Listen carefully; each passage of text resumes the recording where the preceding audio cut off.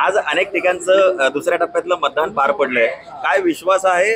अगोदरही देखील झालंय ना, आजही महायुतीला किती जागा? लोकांमध्ये महायुतीच्या बद्दल एक मतदान करताना त्यांनी विकासाला मत दिलेलं आहे आणि महायुतीला या दुसऱ्या टप्प्यामध्ये देखील मेजॉरिटी मतदान होईल आणि मेजॉरिटी सीट निवडून येतील.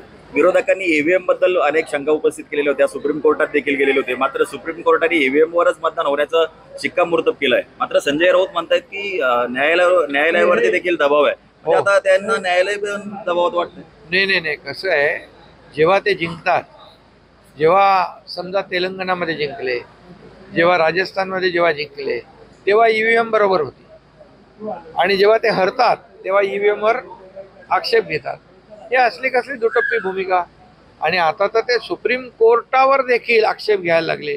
सुप्रीम कोर्टाला देखील सल्ले यापूर्वी देखील देत होते.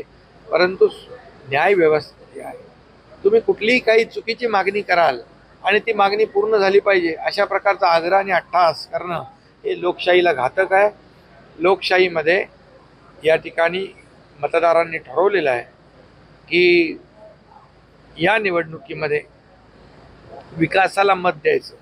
गेले 10 वर्षामध्ये मोदीजींनी केलेलं काम तर लोकांसमोर आहे. 50-60 वर्षात काँग्रेसने केलेलं काम तेही लोकांसमोर आहे.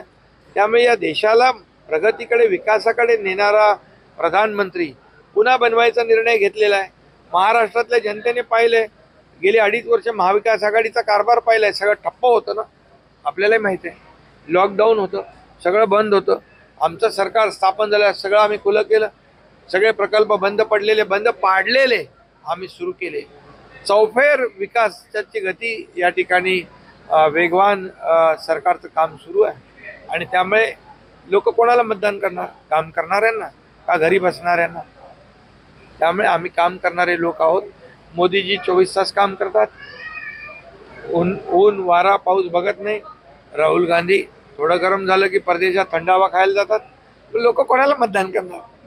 काम करणाऱ्याला, एकही दिवस सुट्टी न घेणाऱ्याला का गायब होणाऱ्याला? त्यामुळे पुन्हा प्रधानमंत्री बनवण्याचा निर्धार आणि संकल्प लोकांनी केलेला आहे.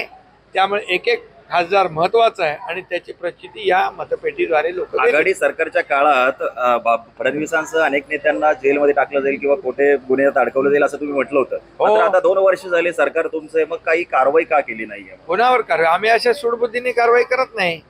सूडबुद्धीने कारवाई केली, कंगना राणावतवर केली, तुमच्या अर्णब गोस्वामीवर केली, राहुल जोशीवर केली, नारायण राणेंवर केली, किती लोकांवर केली.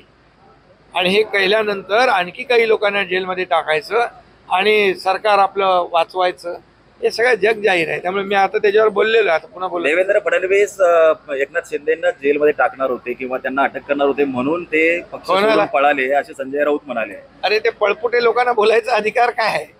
हा एकनाथ शिंदे जे करतो ते खुलेपणाने करतो. जो निर्णय घेतो तो धाडसाने घेतो. मला कुठली भीती नाही आणि कुठल्याही भीतीपोटी दबावाखाली मी निर्णय घेतला नाही. या महाराष्ट्रातल्या जनतेच्या मनातला आम्ही निर्णय घेतला आणि शिवसेना वाचवण्यासाठी निर्णय घेतला, धनुष्यबाण वाचवण्यासाठी निर्णय घेतला, बाळासाहेबांचे विचार पुढे नेण्यासाठी आम्ही निर्णय घेतला आणि बाळासाहेबांच्या विचारांना मूठभाती देऊन आपल्या स्वतःच्या स्वार्थासाठी खुर्ची मिळवण्यासाठी तुम्ही विचारांची प्रतारणा केली. ये जनता है, सब जानती है.